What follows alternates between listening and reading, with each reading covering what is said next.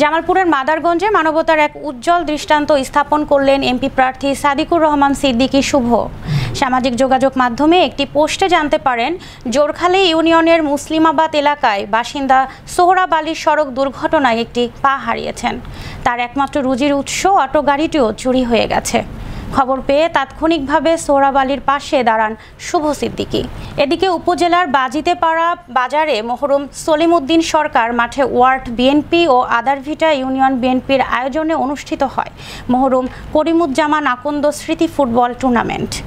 এ সময় উপস্থিত ছিলেন পরিচালনা কমিটির সভাপতি জাহাঙ্গীর আলম জিকু, মাদারগঞ্জ উপজেলা বিএনপির সাধারণ সম্পাদক মিজানুর রহমান রতন, উপজেলা বিএনপির যুগ্ম সাধারণ সম্পাদক নিজামউদ্দিন, মেলান্দহ উপজেলা বিএনপির যুগ্ম সাধারণ সম্পাদক, জামালপুর ৩ আসনের স্বতন্ত্র প্রার্থী সাদিকুর রহমান সিদ্দিকী শুভ, সাবেক ছাত্রনেতা ডাক্তার ফেরদৌস হাসান সহ আরও অনেকেই।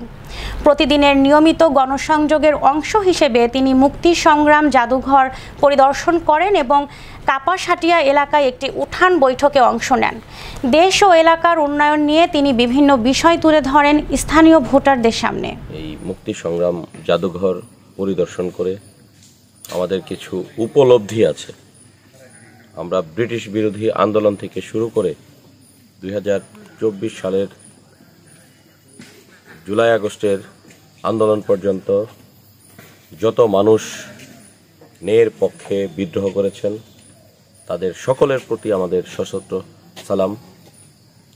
যারা শহীদ হয়েছেন তাদের রুহের মাগফিরাত কামনা করছি। আমরা এখানে পরিদর্শন শেষে আমাদের জামালপুর অঞ্চলের অনেক মানুষ সম্পর্কে আমরা ধারণা পেয়েছি।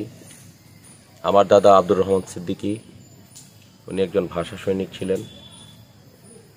উনি 60-এর দশকে সশস্ত্র স্বাধীনতার ডাক দিয়ে লিফলেট বিতরণ করার কারণে কার্যক্রম ছিল এখানে যেন তুলে ধরা হয়।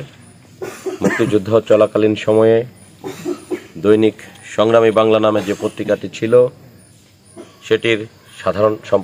সেটির সম্পাদক ছিলেন আমার দাদা আব্দুর রহমান সিদ্দিকী।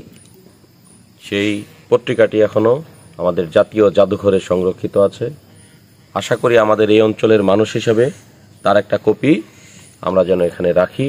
আমাদের জামালপুরের মানুষজন যেন পরিদর্শনে আসলে জানতে পারেন আমাদের এই অঞ্চলেও একজন সংগ্রামী মানুষের জন্ম হয়েছিল। তরুণরা সমাজ পরিবর্তনের নায়ক, তরুণরা দেশ পরিবর্তনের নায়ক, তরুণরাই বিশ্ব পরিবর্তনের নায়ক। যারা ন্যায়ের পক্ষে অতীত থেকেই যারা আন্দোলন করে এসেছিলেন তারা, আমরা আমাদের দলের প্রতিষ্ঠাতা চেয়ারম্যান শহীদ প্রেসিডেন্ট জিয়াউর রহমানের কথাও আমরা জানি। উনিও কিন্তু একজন বিপ্লবী নেতা ছিলেন। স্বাধীনতা যুদ্ধের সময় যখন কোনো নেতা স্বাধীনতার ডাক দিতে ভয় পাচ্ছিলেন, সেই মুহূর্তে দেশের ক্রান্তিকালে শহীদ প্রেসিডেন্ট জিয়াউর রহমান বীরুত্তম একজন সরকারি কর্মকর্তা হয়েও উনি কিন্তু স্বাধীনতার ঘোষণা দিয়েছিলেন। আমরা তার আদর্শের একজন কর্মী হিসেবে আমরাও অন্যায়কে প্রশ্রয় দিব না।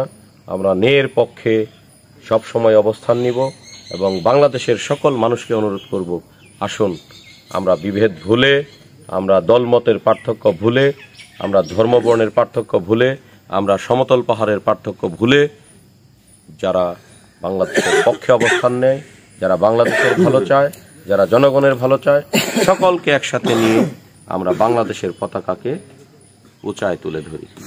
ধন্যবাদ সকলকে।